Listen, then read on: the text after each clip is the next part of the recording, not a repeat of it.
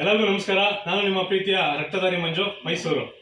ಇವತ್ತು ನಮ್ಮ PGRSS ನಿರಾಶ್ರಿತರ ಮತ್ತು ವೃದ್ಧರ ಬೃಂದಾವನದ ಆಶ್ರಯದಲ್ಲಿ ಇವತ್ತು ನಮ್ಮ ಆತ್ಮೀಯ ಸ್ನೇಹಿತರಾದ ಲಯನ್ ಕುಮಾರ್, ಹೆಸರುವಾಸಿಯಾಗಿರುವಂತಹ ಲಯನ್ ಕುಮಾರ್ ಅವರು ಇವತ್ತು ನಮ್ಮ ಆಶ್ರಮಕ್ಕೆ ಭೇಟಿ ಕೊಟ್ಟಿದ್ದಾರೆ. ಇವತ್ತು ಅವರಿಗೆ ಒಂದು ಪ್ರಶಸ್ತಿಯನ್ನು ಇಶ್ಯೂ ಮಾಡ್ತಾ ಇದ್ದೀವಿ. ಮೊನ್ನೆ ನಡೆದಂಥ ನಮ್ಮ ಮಂಗಳೂರಿನಲ್ಲಿ ಕಥಾಬಿಂಬು ಸಾಹಿತ್ಯ ಸಂಭ್ರಮ 2026 ಕಾರ್ಯಕ್ರಮದಲ್ಲಿ ಇವ್ರನ್ನ ಆಯ್ಕೆ ಮಾಡಿದರು. ಇವರು ಮಾಡುವಂತಹ ಒಂದು ಸೇವೆಯನ್ನು ಗುರುತಿಸಿ ಅವತ್ತೊಂದು ದಿನ ಆಯ್ಕೆ ಮಾಡಿ ಅವತ್ತು ಪ್ರಶಸ್ತಿನ ಇಶ್ಯೂ ಮಾಡಬೇಕಾಗಿತ್ತು.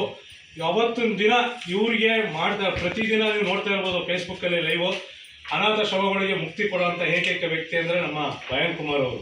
ಅವತ್ತೊಂದು ದಿನ ನಾವು ಇವರು ಬರ್ತಾರೆ ಅಂತ ತುಂಬ ಕಾದೋ, ಆದರೆ ಅವತ್ತು ಸನ್ನಿವೇಶ ನಮಗೆ ಏನಾಯಿತು ಅಂತ ಗೊತ್ತಿರಲಿಲ್ಲ. ಆದರೆ ಆ ವಿಷಯ ತಿಳಿದ ಮೇಲೆ ಭಾಳ ಖುಷಿ ಆಯಿತು. ಇವತ್ತು ಮಧ್ಯರಾತ್ರಿಯಲ್ಲಿ ಒಂದು ಹೆಣವನ್ನು ಸುಡ್ತೀನಿ ಅನ್ನೋ ಒಂದು ಏಕೈಕ ವ್ಯಕ್ತಿ ಅಂದರೆ ಅದು ನಮ್ಮ ಲಯನ್ ಕುಮಾರ್ ಅಂತ ಹೇಳ್ಬೋದು. ಯಾಕೆಂದರೆ ಇವರ ಪರಿಸ್ಥಿತಿಯಲ್ಲಿ ಯಾವಾಗ ಯಾವ ಶವವನ್ನು ಯಾವ ಟೈಮಲ್ಲಿ ಸುಡ್ತಾರೆ ಅನ್ನೋದು ಗೊತ್ತಿಲ್ಲ. ಅದು ಒಂದು ದೇವರ ಕಾರ್ಯ. ಆ ಒಂದು ಕಾರ್ಯನ ಯಾರು ಕೂಡ ಮಾಡೋಕ್ಕೆ ಬರೋಲ್ಲ. ಅದರಲ್ಲಿ ಇವರಿಗೆ ನಮ್ಮ ಪೂರ್ತಿ ಹೆಮ್ಮೆ ಮತ್ತು ಬೆಂಬಲ ಖಂಡಿತವಾಗ್ಲೂ ಇವ್ರ ಜೊತೆ ಇದ್ದೇ ಇರುತ್ತೆ. ಹಾಗಾಗಿ ಇವತ್ತು ಮಂಗಳೂರಲ್ಲಿ ತಗೋಬೇಕಾದಂಥ ಪ್ರಶಸ್ತಿಯನ್ನು ನಮ್ಮ ಆಶ್ರಮದಲ್ಲಿ ಕೊಡ್ತಾ ಇರೋದು ನಮ್ಮ ಭಾಗ್ಯ ಅಂತ ನಾವು ಅಂದ್ಕೋತೀವಿ. ಹಾಗಾಗಿ ಈ ಒಂದು ಪ್ರಶಸ್ತಿಯನ್ನು ನೀವು ಸ್ವೀಕರಿಸಬೇಕು ಅಂತ ಈ ಮೂಲಕ ನಾನು ಕೇಳ್ತೇನೆ. ನಮ್ಮ PGRSS ನಿರಾಶ್ರಿತರ ಮತ್ತು ವೃದ್ಧರ ಬೃಂದಾವನದ ಅಧ್ಯಕ್ಷರಾದ ಯಾದವ್ ಹರೀಶ್ ರವರು ಅವರಿಗೆ ಸಾಲನ್ನು ಒದಗಿಸಿ ಸನ್ಮಾನಿಸುತ್ತಿದ್ದಾರೆ.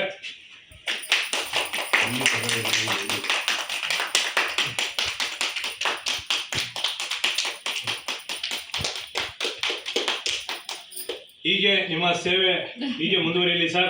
ನಿಮ್ಮ ಜೊತೆ ಯಾವಾಗಲೂ ಖಂಡಿತವಾಗ್ಲೂ ನಾವು ಯಾವಾಗಲೂ ಇದ್ದೇ ಇರ್ತೇವೆ. ದೇವರು ಆರೋಗ್ಯ, ಆಯುಸ್ಸು, ಐಶ್ವರ್ಯ ಎಲ್ಲನೂ ಕೊಟ್ಟು ಇದೇ ಥರ ಒಂದು ಶಕ್ತಿಯನ್ನು ಕೊಟ್ಟು ಇನ್ನೂ ನಿಮ್ಮ ಆಶ್ರಮ ಸಂಸ್ಥೆ ಇನ್ನೂ ದೊಡ್ಡ ಮಟ್ಟದಲ್ಲಿ ಬೆಳೆಯಲಿ. ನಿಮ್ಮ ಹೆಸರು ಇಡೀ ಕರ್ನಾಟಕ ರಾಜ್ಯಾದ್ಯಂತ ಬೆಳಗಲಿ ಅಂತೇಳಿ ಈ ಮೂಲಕ ನಾನು ಹಾರೈಸ್ತೇನೆ sir. Thank you so much.